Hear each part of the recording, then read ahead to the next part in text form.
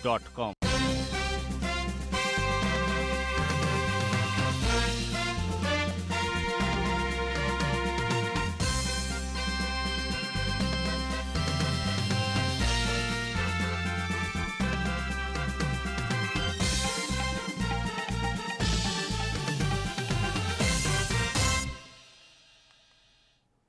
नमस्कार, म अनिस्मा बस्नेत।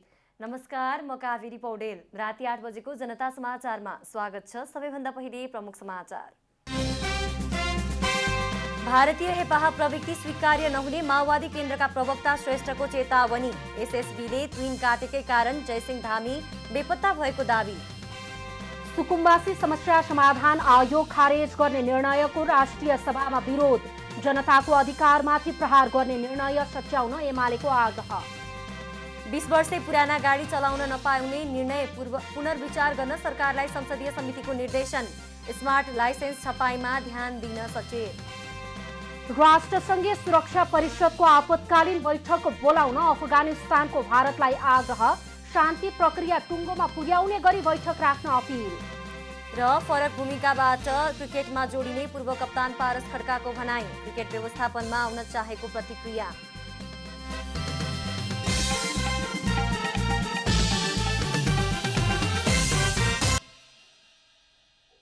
अब पूरा समाचार। नेकपा माओवादीका प्रवक्ता एवं राष्ट्रिय सभाका सदस्य नारायण काजी श्रेष्ठले भारतीय हेपाहा प्रवृत्ति स्वीकार्य नहुने बताउनु भएको छ। बुधबार राष्ट्रिय सभाको विशेष समयमा बोल्दै श्रेष्ठले नेपाल कहिले उपनिवेश नभएको भन्दै यस्तो बताउनु भएको हो। नेता श्रेष्ठले भारतीय सीमा सुरक्षा कर्मीले तुइन काटेकै कारणले जयसिंह धामी बेपत्ता भएको भन्दै भारतले सार्वजनिक रूपमा क्षमा माग्नुपर्ने बताउनु भयो। भारतीय सीमा सुरक्षा बलका व्यक्तिहरूकै कारणबाट, तुइनको तार काटिदिएकै कारणबाट जयसिंह धामी महाकाली नदीमा बेपत्ता भएका हुन्। म यस प्रकारको अमानवीय, उत्पीडनकारी र क्रूर कार्यको घोर निन्दा एवं भर्त्सना गर्दछु। यसका निम्ति भारतले अविलम्ब नेपाल र नेपाली जनतासँग सार्वजनिक क्षमायाचना गर्न माग गर्दछु। यसैगरी नेता श्रेष्ठले प्रतिनिधि सभा विघटन हुनुमा तत्कालीन प्रधानमन्त्री केपी शर्मा ओली मात्र जिम्मेवार नभएको बताउनु भएको छ। सबै राजनीतिक पार्टीहरू, नेताहरू, यो भन्दा अगाडिका सरकार पनि केही हदसम्म जिम्मेवार भएको दावी गर्नु। प्रतिगामी कदम चाल्ने प्रमुख पात्र र नायकत्व पूर्व प्रधानमन्त्री, तत्कालीन सरकारका प्रमुख र माननीय केपी शर्मा ओलीले नै गर्नुभएको त्यो कुरा सत्य हो। तर यो कुरा पनि हामीले आत्मसात गर्नु जरुरी छ। यो मुलुकको दुरावस्थाका निम्ति, यो मुलुकको यो बेहालका निम्ति त्यो प्रवृत्तिका बाहक उहाँ मात्रै जिम्मेवार हुनुहुन्थेन। नेता श्रेष्ठले प्रतिगमन विरोधी राजनीतिक पार्टीका नेताहरूले आफूलाई बदल्न र नेपाली जनताले अपेक्षा गरे अनुसार नयाँ ढङ्गले काम गर्न आग्रह गर्नुभयो। राष्ट्रिय सभा सांसद खिमलाल भट्टराईले वर्तमान सरकार आएदेखि आपराधिकरणको सुरुवात भएको आरोप लगाउनु भएको छ। राष्ट्रिय सभाको बुधबारको बैठकमा सांसद भट्टराईले प्रधानमन्त्री शेरबहादुर देउवा नेतृत्वको सरकार बनेदेखि देशमा अपराधीकरण र कुशासनको सुरुवात भएको आरोप लगाउनु भएको हो। उहाँले भ्रष्टाचारको आरोप लागेको व्यक्तिलाई सरकार बनाएको भोलिपल्टै धरौटीमा रिहा गर्नेदेखि मान्छे मार्ने व्यक्तिलाई समेत निकाल्न लागेको भन्दै सरकारले कुशासनको अभ्यास गरेको बताउनु भएको हो। राजनीतिक अपराधीकरणको सुरुवात भएको छ। हाकाहाकी कुशासनको आरम्भ भएको छ। अध्यक्ष महोदय, इटाभट्टामा मान्छेलाई पोलेर मार्ने नाइके अपराधीलाई छुटाउन चाहन्छु, छुटाउन लाग्छु भनिएको छ। ती त लोकतन्त्रका नायक हुन् भनिएको छ। लोकतन्त्रलाई बदनाम गर्ने कुरा यो भन्दा अरू केही होला र? उहाँले दार्चुलाका जयसिंह धामी बेपत्ता प्रकरणमा सरकारले खुट्टा कमाएको पनि बताउनुभयो। प्रधानमन्त्रीले भारतीय समकक्षीसँग संवाद गर्नुपर्ने अथवा राजदूतलाई बोलाएर यस सम्बन्धमा संवाद गर्नुपर्ने बताउनुभयो।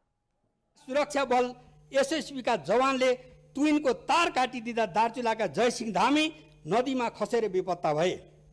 अहिलेसम्म न सास न लासको अवस्था छ। अध्यक्ष महोदय, यो मानवता विरोधी जघन्य अपराध हो। वर्तमान सरकारले भूमि सम्बन्धी समस्या समाधान आयोग खारेज गरेर गरिब र निमुखाको विरुद्धमा लागेको उहाँले बताउनुभयो। सरकारले सुकुम्बासी समस्या समाधान आयोग खारेज गर्ने निर्णयको राष्ट्रिय सभामा विरोध भएको छ। राजनीतिक प्रतिशोध र पूर्वाग्रहका आधारमा आयोग विघटन गरिएको राष्ट्रिय सभा सदस्यहरूले आरोप लगाएका छन्। राष्ट्रिय सभाका सदस्य खिमलाल भट्टराईले भूमिहीनले जग्गा पाउने खुसी भएका बेला भूमिहीन सुकुम्बासीको जग्गा पाउने सपना चकनाचुर भएको बताउनुभयो। भूमिहीन सुकुम्बासी जनतामा आफ्नो जीवनमा बदलाव आउने आशाले खुसीको लहर छाइरहेको थियो। अध्यक्ष महोदय, तर यति नै बेला परमादेश सरकारबाट आयोगहरू भङ्ग गरिएको छ।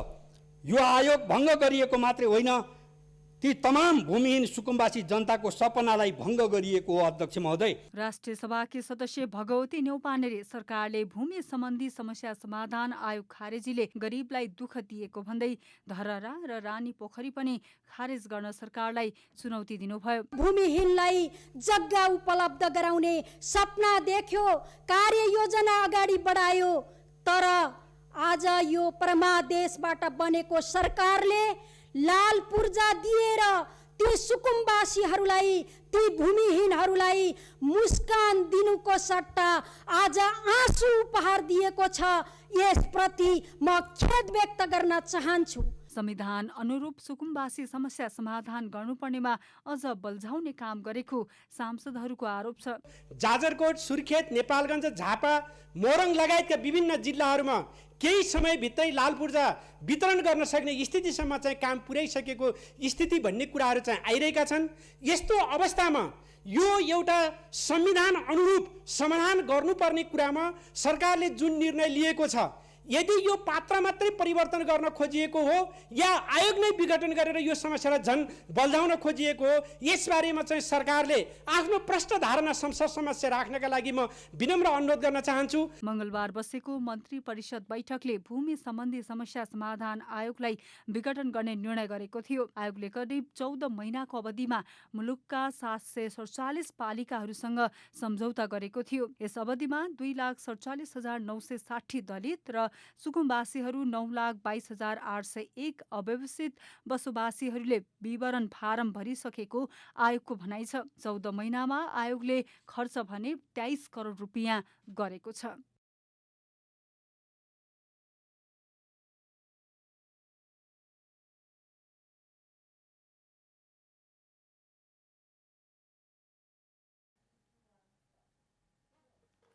नेकपा एमाले भूमि सम्बन्धी समस्या समाधान आयोगलाई विघटन गर्ने निर्णय सच्याउन सरकारसँग माग गरेको छ।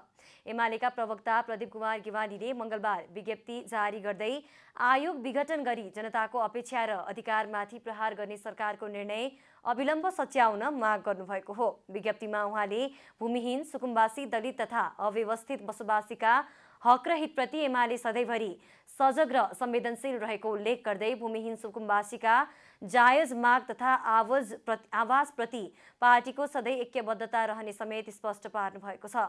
सरकारले मंगलबार आयोग खारिज गर्ने निर्णय गरेको थियो। भूमिहीन, सुकुम्बासी, दलित तथा अव्यवस्थित बसोबासीको लगत सङ्कलन पूरा भएर वर्षौंदेखि जारी यस समस्याको दिगो समाधान हुने दिशातिर अगाडि बढिरहेका बेला आयोग विघटन गर्ने सरकारको निर्णयले मुलुकका लाखौं भूमिहीन तथा सुकुम्बासी, दलित तथा अव्यवस्थित बसोबासीको जमिनको अधिकार सम्बन्धी मौलिक हकमाथि कुठाराघात भएको विज्ञप्तिमा जनाइएको छ। राष्ट्रिय सभाको बुधबारको बैठकमा शून्य समयमा बोल्दै सांसदहरूले समसामयिक विषयमा सरकारको ध्यानाकर्षण गराएका छन्। राष्ट्रिय सभाको बुधबारको बैठकमा सांसद उदय शर्मा पौडेलले ट्याक्सीले मनोमानी भाडा असुल्ने गरेको भन्दै त्यसलाई नियमन गर्न सरकारको ध्यानाकर्षण गराउनुभयो। मिटरमा भाडा दर निर्धारण गर्नुपर्नेमा पनि उहाँले जोड दिनुभयो। राजधानीका कुना काप्चामा समेत पुग्ने साधन ट्याक्सी नै हो, तर ट्याक्सीको मनोमानीले यात्रुहरू हैरान परेका छन्, ठगेका छन्। नियामक निकायले सबै समस्यालाई समाधान गर्ने, मिटरमा भाडा दर निर्धारण गर्ने काम गर्नु पर्यो। ट्याक्सी चालक पनि मर्कामा नपर्ने र यात्रुले पनि सुलभ सेवा पाउने व्यवस्था यथाशीघ्र होस् भनेर अध्यक्षज्यू मार्फत माग गर्दछु। सांसद कविता बोगटीले दार्चुलाका जयसिंह धामी प्रकरणमा सरकारले भारतीय पक्षकै पक्षपोषण गरेको भन्दै आम नेपालीलाई सशंकित बनाएकाले घटनाको छानबिनका लागि संसदीय समितिको गठनको माग गर्नुभयो।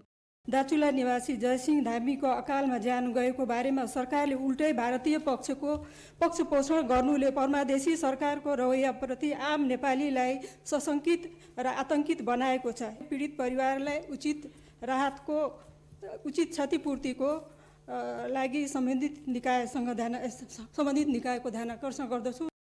सांसद कोमल ओलीले देशमा कलाकारहरूले ठूलो योगदान गर्ने भए पनि कलाकारलाई अप्ठ्यारो परेका बेला सरकारले सहयोग नगरेको गुनासो गर्नुभयो। हाल कलाकार पल्पासा डङ्गोल मृगौला रोगका कारण जीवन र मृत्युको दोषारमा रहेको भन्दै उहाँको उपचारका लागि सहयोग गर्न सरकारसँग अपिल गर्नुभयो। कलाकार पल्पसा डङ्गोल मृगौला फेल भएका कारणले जीवन र मृत्युसँग लडिरहनु भएको छ र म उहाँको कलाकार पल्पसा डङ्गोलको स्वास्थ्य उपचारका लागि सरकारले सक्दो सहयोग गरोस् भनेर यही सदनबाट प्रधानमन्त्रीज्यूसँग माग गर्दछु। सांसद खिम कुमार विकले कोभिड-19 विरुद्धको खोपको आपूर्ति राम्रो भए पनि व्यवस्थापकीय पक्ष सुधार गर्नुपर्ने बताउनुभयो।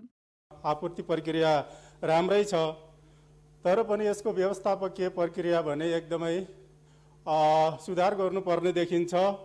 सांसद खिमलाल देवकोटाले सिन्धुपाल्चोकको मेलम्ची बाढीबाट प्रभावितलाई व्यवस्थापन गर्न तीनै तहको सरकारलाई ध्यानाकर्षण गराउनुभयो। सिन्धुपाल्चोकको मेलम्ची नदीले फेरि पनि ताण्डव मचाएर ठुलो जनधनको क्षति गरेको छ। प्रभावितहरूको राहत र उचित व्यवस्थापन लगायतमा स्थानीय सरकारसँग उचित समन्वयसहित सङ्घीय र प्रदेश सरकारको गम्भीर ध्यान आकर्षणका लागि अनुरोध छ। सरकारले भूमि सम्बन्धी समस्या समाधान गर्न गठित आयोग खारेजी गरेर गलत गरेको सांसद चक्र प्रसाद स्नेहीले टिप्पणी गर्नुभयो। प्रत्येक दिन पूर्जा वितरण भइरहेको आयोगलाई विघटन गरिकन जनता मार कार्यक्रम ल्याएको हुनाले धन्यवाद दिन चाहन्छु। नेपालबाट भारत जाने मान्छे तुइन काटिएको भनेर देख्ने प्रत्यक्षदर्शी हुँदाहुँदै पनि आयोग बनाएर अल्झल्याउने काम भएको छ। यसका निमित्त खेद प्रकट गर्दछु। सांसद जगप्रसाद शर्माले शैक्षिक क्षेत्रमा कार्यरत मजदुरहरूको जीवन निर्वाहमा समस्या परेको भन्दै त्यसतर्फ सरकारको ध्यानाकर्षण गराउनुभयो। शैक्षिक मजदुरहरूको बारेमा म सरकारको विशेष ध्यान आकर्षण गराउन चाहन्छु र उहाँहरूको समस्यालाई समाधान गर्नका निम्ति म जोरदार माग पनि गर्न चाहन्छु। उहाँले विशेष गरी बालबालिका सहायक लेखापाल र सहयोगीलाई जीवन निर्वाह गर्न पुग्ने गरी पारिश्रमिक व्यवस्था गर्नुपर्नेमा जोड दिनुभयो। संसदीय समितिले 20 वर्षे सवारी साधन सञ्चालनमा रोक लगाउने निर्णय तत्काल पुनर्विचार गर्न सरकारलाई सचेत गराएको छ। समितिले स्मार्ट सवारी चालक अनुमति पत्र छपाई सम्बन्धमा टेन्डर गर्दा प्राविधिक समस्या देखिएको उल्लेख गर्दै टेन्डर गर्ने जिम्मेवारी पदाधिकारीलाई कारबाहीको दायरामा ल्याउन पनि निर्देशन गरेको छ। प्रतिनिधि सभा अन्तर्गतको विकास तथा प्रविधि समितिको बुधबार सिंहदरबारमा बसेको बैठकले प्रशस्त गुनासो आउने गरेको निष्कर्ष निकाल्दै 20 वर्षे सवारी साधन सञ्चालनमा रोक लगाउने निर्णय तत्काल पुनर्विचार गर्न सरकारलाई निर्देशन दिएको छ। 20 वर्षे हदम्यादको आधारमा भन्दा पनि यान्त्रिक परीक्षण गरेर उपयुक्त ठहर गरेका सवारी साधनलाई मात्रै सञ्चालन गर्ने अनुमति दिन भौतिक पूर्वाधार तथा यातायात मन्त्रालयलाई निर्देशन दिएको छ।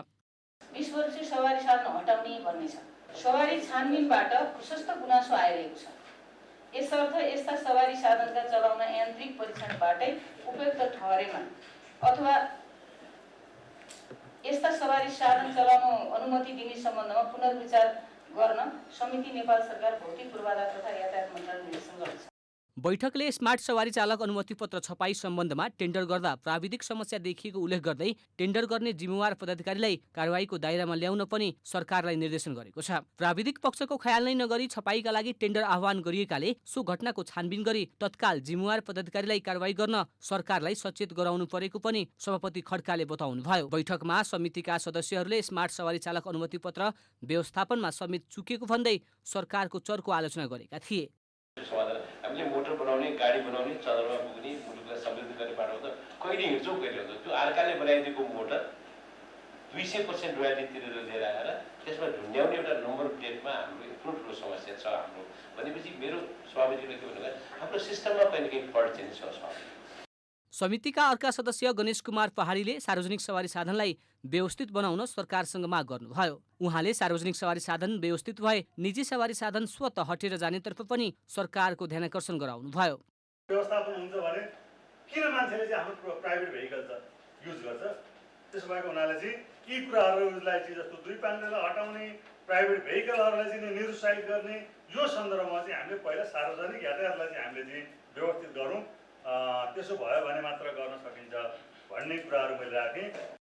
समितिको बैठकमा भौतिक पूर्वाधार तथा यातायात मन्त्रालयका सचिव रविन्द्रनाथ श्रेष्ठ र यातायात व्यवस्था विभागका महानिर्देशक नयराज घिमिरेले स्मार्ट सवारी चालक अनुमति पत्रको व्यवस्था लगायतका विषयमा सांसदहरूले राख्नुभएका जिज्ञासाको जवाफ दिनुभएको थियो। नेपाली कांग्रेसका शीर्ष नेताहरूबीच 3 दिनभित्र क्रियाशील सदस्यता सम्बन्धी विवाद टुङ्गो लगाउने सहमति भएको छ। नेपाली कांग्रेसका शीर्ष नेताहरू सभापति शेरबहादुर देउवा, वरिष्ठ नेता रामचन्द्र पौडेल र नेता कृष्णप्रसाद सिटौला बीच बुधबार भएको छलफलमा क्रियाशील सदस्यताका सम्बन्धमा पार्टी देखिएको विवाद 3 दिनभित्र समाधान गर्ने गरी छलफललाई निरन्तरता दिने सहमति भएको हो। सभापति देउवाको बुढा नीलकण्ठ स्थित निवासमा बसेको बैठकमा बुधबार अन्य पार्टीबाट प्रवेश गरेका नेता कार्यकर्ताहरूलाई कसरी क्रियाशील सदस्यता वितरण गर्ने भन्ने सम्बन्धमा केन्द्रित भएर छलफल सुरु गरिएको क्रियाशील सदस्यता छानबिन समितिका संयोजक समेत रहनुभएका नेता रमेश लेखकले जानकारी दिनुभयो। कसरी अगाडि बढ्ने भन्ने कुरामा नै केन्द्रित भएर आज छलफल भएको छ। अरू पार्टीबाट प्रवेश गरेका नेता र कार्यकर्ताहरूको सन्दर्भमा नेपाली कांग्रेसको क्रियाशील सदस्यता दिँदाखेरि त्यसका बारेमा थोरै छलफल भएको छ। यसले मलाई लाग्छ निरन्तरता पाउँछ छलफलले र 2-3 दिनमा टुङ्गिन्छ।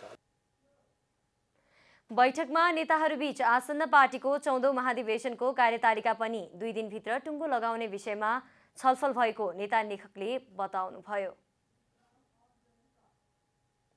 जनता समाचारमा अब छोटो विश्राम।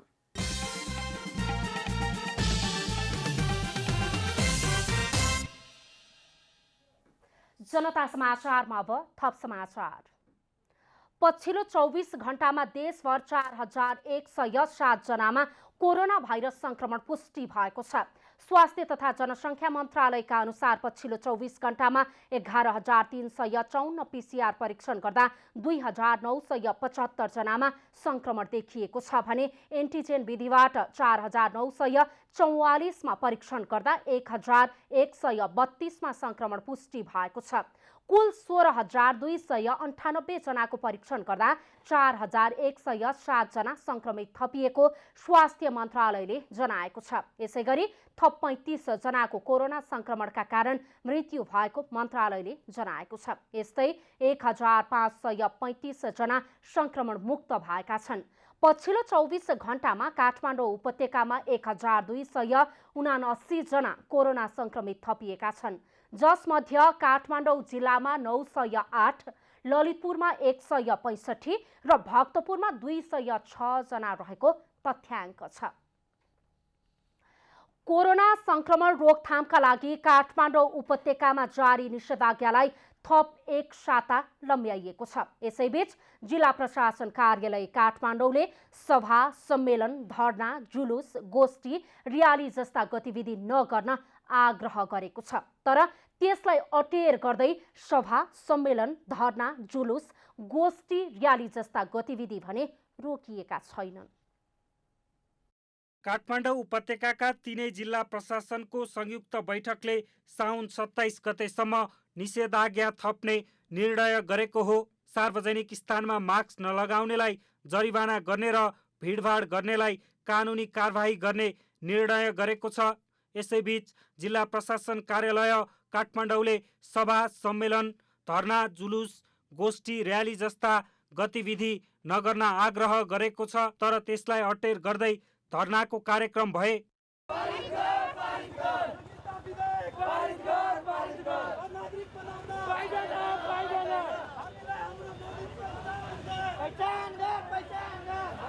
संसदमा विचाराधीन नागरिकता विधेयक अविलम्ब पारित गर्न माग गर्दै काठमाडौँको माइती घरमा नागरिकताविहीन नेपालीहरू दबावमूलक शान्तिपूर्ण धरनामा बसेका हुन्। हामी जस्तो नागरिकलाई, हामी जस्तो जनशिक्षा सन्तानलाई नागरिकता दिन नमान्ने यो कस्तो कुठारघात हो, यो कस्तो कुनियत हो? तपाईँहरू आफै विचार गर्नुहोस्।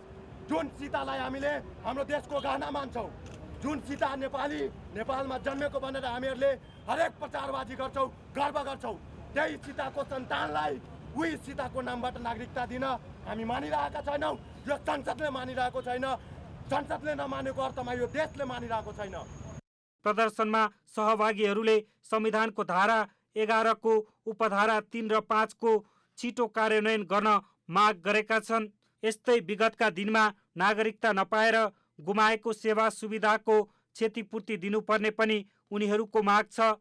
धरनापछि माइती घरबाट निकालेको र्याली नयाँ बानेश्वरमा पुगेर कोड सभामा परिणत भएको थियो।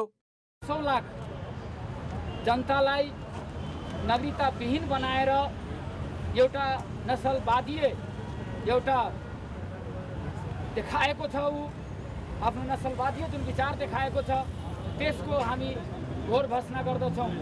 काठमाडौँका प्रमुख जिल्ला अधिकारी काली प्रसाद पराजुलीद्वारा जारी सूचनामा कोरोना संक्रमणको उच्च जोखिम रहेका बेला पनि विभिन्न समूहबाट भिडभाडजन्य क्रियाकलाप गतिविधि भइरहेको भन्दै यसले संक्रमण दर अझै बढ्ने उल्लेख गरिएको छ। यस्ता गतिविधिले कोरोना संक्रमण दर अझ उच्च हुन गई तेस्रो लहर आउन सक्ने सम्भावना देखिएकाले स्वास्थ्य मापदण्ड विपरीत यस्ता गतिविधि नगर्न प्रजीय पराजुलीले आग्रह गर्नुभएको छ। आफ्ना माग जे जस्तो भए पनि जिल्ला प्रशासन कार्यालयको आदेश नमान्दा संक्रमणको जोखिम बढ्ने निश्चित छ।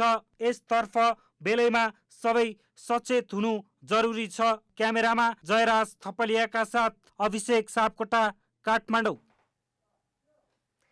सरकारले आगामी माघसम्ममा खोपको सुनिश्चितता गरी चैत्रभित्रमा सबै नागरिकलाई खोप लगाइसक्ने कार्ययोजना सार्वजनिक गरेको छ। तर खोपको प्राप्ति भने त्यति सहज हुने देखिँदैन।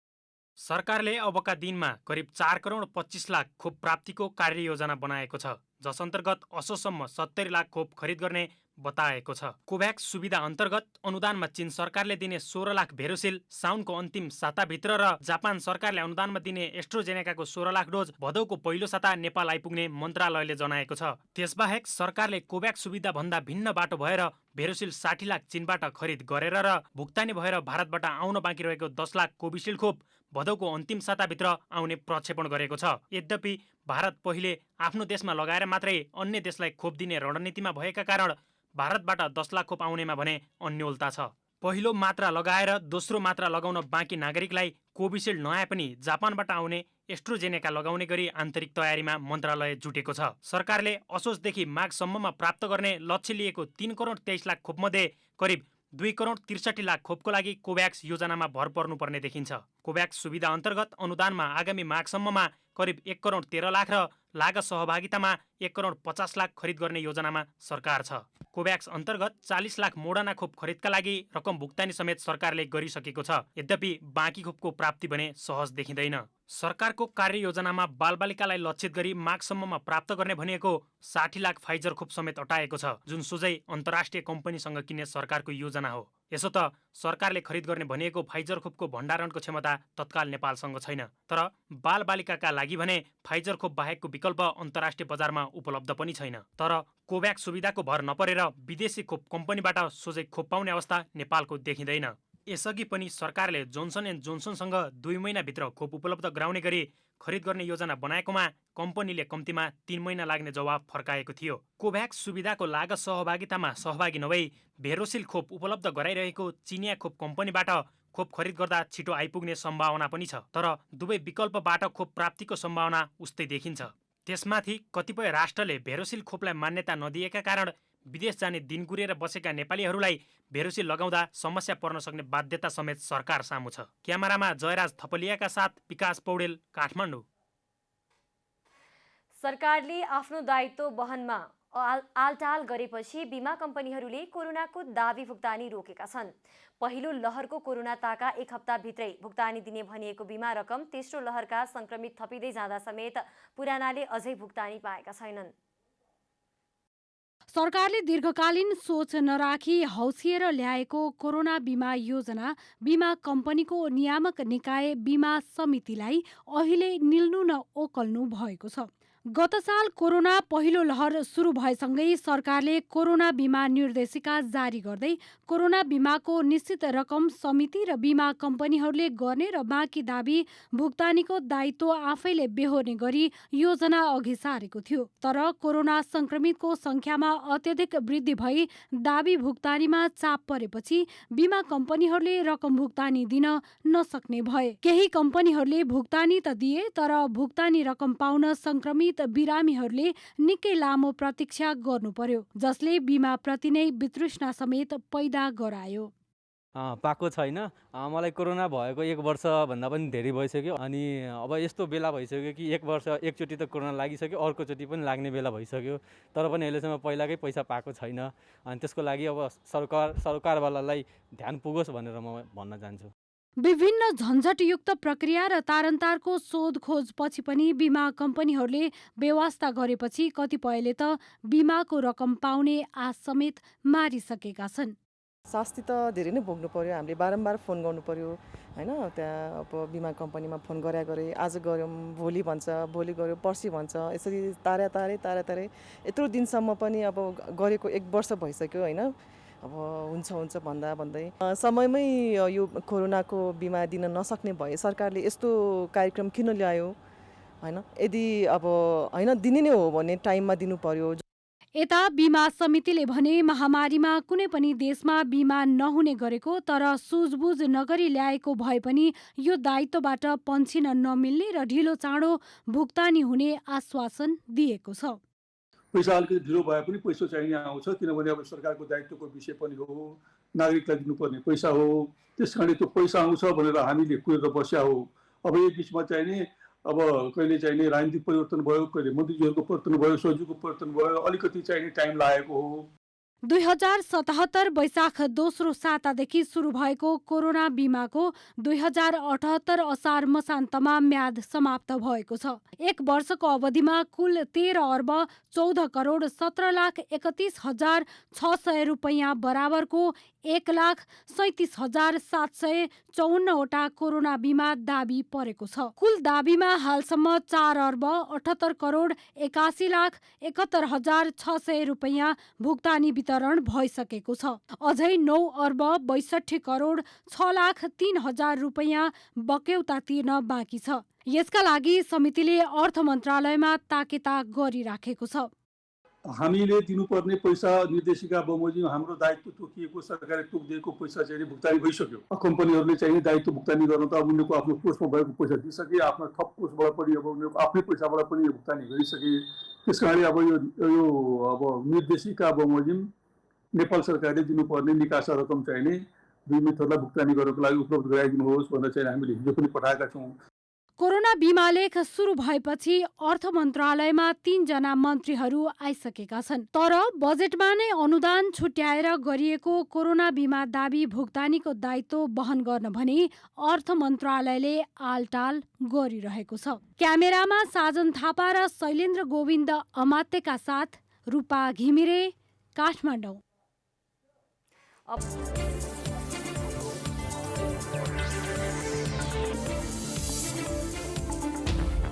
अवैध तथा अनियन्त्रित ढङ्गले पुष्प तथा पुष्पजन्य वस्तुहरू आयात गर्ने काम रोक्न नसकेको भन्दै पुष्प व्यवसायीहरूले सरकारको विरोध गर्दै र्याली निकालेका छन्। फ्लोरिकल्चर एसोसिएसन नेपाल र नर्सरी तथा पुष्प उत्पादक किसान सङ्घको आह्वानमा अवैध तथा अनियन्त्रित ढङ्गले पुष्प तथा पुष्पजन्य वस्तुहरू आयात गर्ने कामलाई रोक्न नसकेको भन्दै व्यवसायीहरूले सरकार विरुद्ध र्याली सहितको प्रदर्शन गरेका हुन्। बुधबार दिउँसो ललितपुरको मान भवनमा विरोध प्रदर्शनमा उत्रिएका उनीहरूले आफूहरूको माग तत्काल सम्बोधन गर्न सरकारसँग माग गर्दै ललितपुरका प्रमुख जिल्ला अधिकारी ढुण्डी प्रसाद निरौलालाई ज्ञापन पत्र समेत बुझाएका छन्।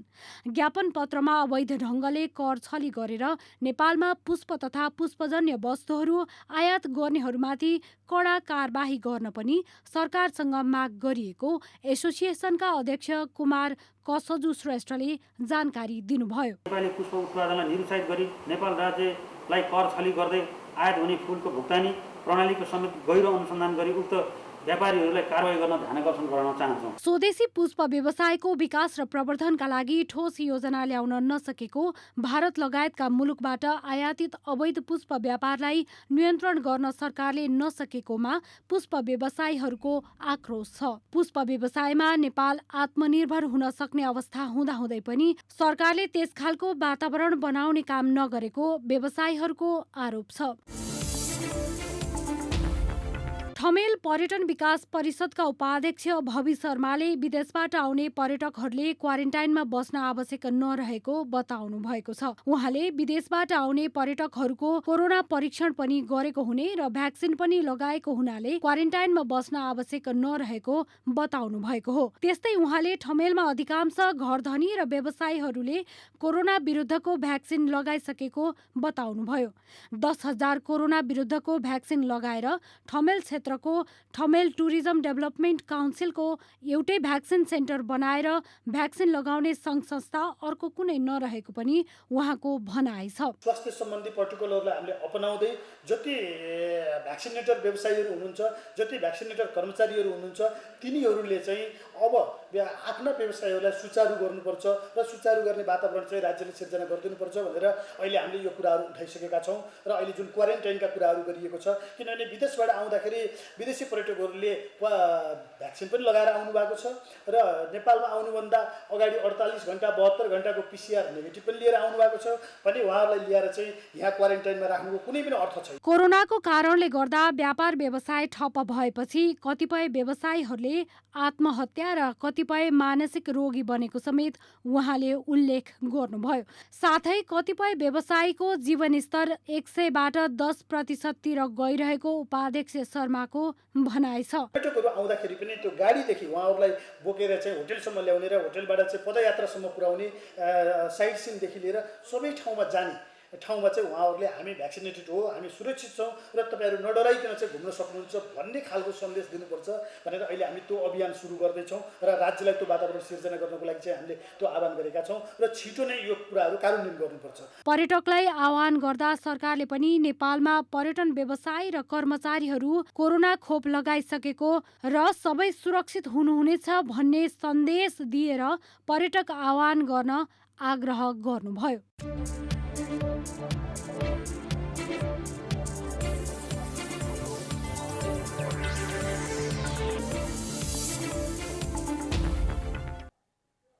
जनता समाचारमा अब छोटो विश्राम।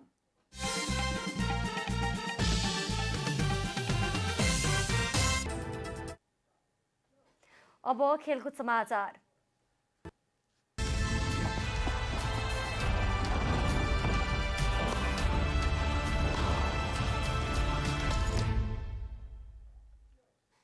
मंगलबार सन्यासको घोषणा गरेका राष्ट्रिय क्रिकेट टोलीका पूर्व कप्तान पारस खड्काले फरक भूमिकाबाट क्रिकेटमा जोडिने बताएका छन्। पारसको घोषणाले सरकारवालाहरू आश्चर्यमा परेको भन्दै सार्वजनिक रूपमा अभिव्यक्ति दिइरहँदा पूर्व कप्तान पारसले भने धेरै सोच विचार गरेर सन्यासको निधो गरेको बताएका छन्। अबको बाटो कुन भन्ने प्रश्नमा खड्काले क्रिकेट व्यवस्थापनमा आउन चाहेको प्रतिक्रिया दिएका छन्।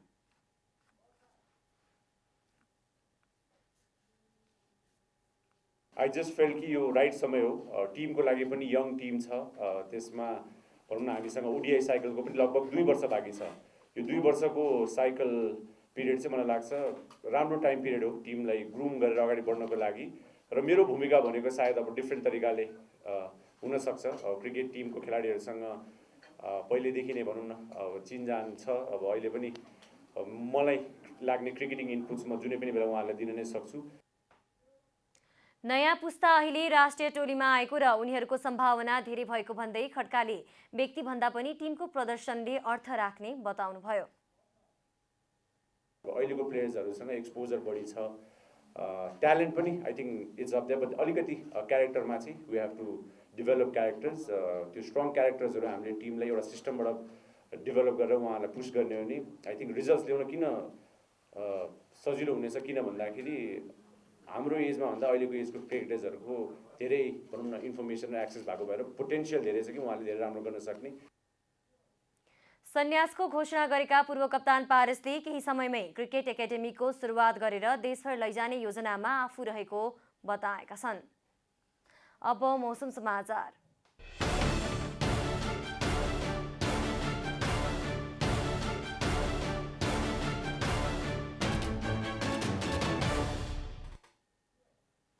आज राति देशभरको मौसम सामान्यदेखि पूर्ण बदलिरही केही स्थानमा हल्कादेखि मध्यम वर्षाको सम्भावना रहेको जल तथा मौसम पूर्वानुमान महाशाखाले जनाएको छ। अब देशभरका विभिन्न स्थानका मौसम सम्बन्धी थप विवरण।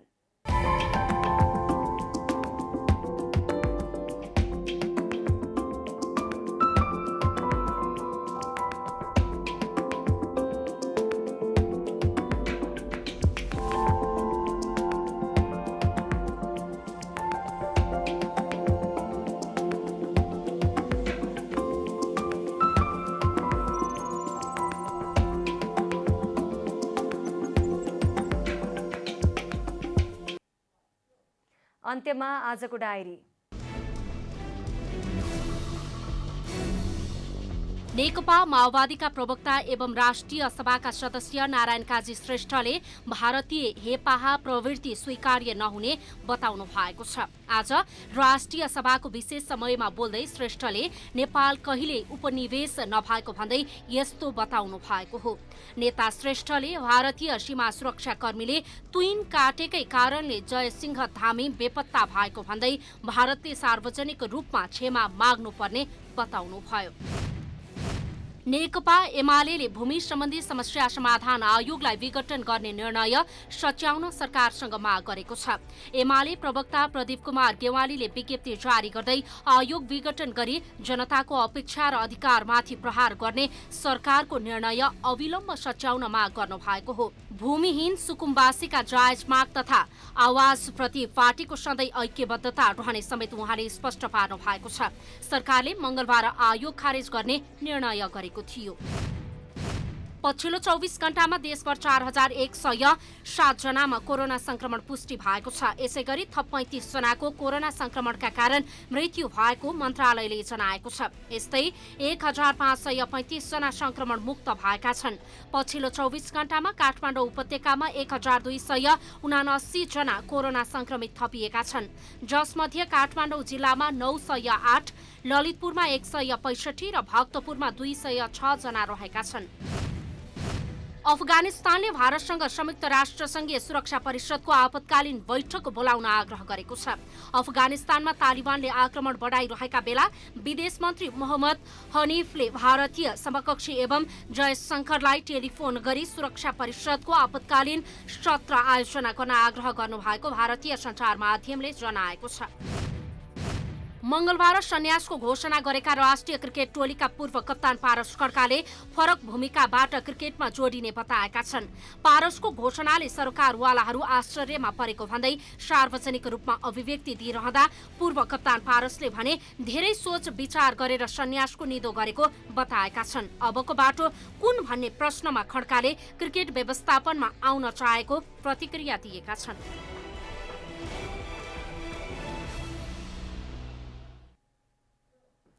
जनता समाचार अहिलेलाई यति नै। जनताद्वारा जनताका लागि प्रसारित जनता टेलिभिजनका कार्यक्रमहरू युट्युब, ट्विटर, फेसबुक र हाम्रो वेबसाइट जनतासमाचार.com मा पनि पढ्न र हेर्न सक्नुहुनेछ। सूचनामा तपाईको सहभागिता, समयमा समाचार हाम्रो प्रतिबद्धता। कोरोना भाइरसको संक्रमणबाट बच्न नियमित रूपमा साबुन पानीले हात धौँ, भिडभाडबाट टाढै रहौँ, अनिवार्य रूपमा मास्कको प्रयोग गरौँ। नमस्कार।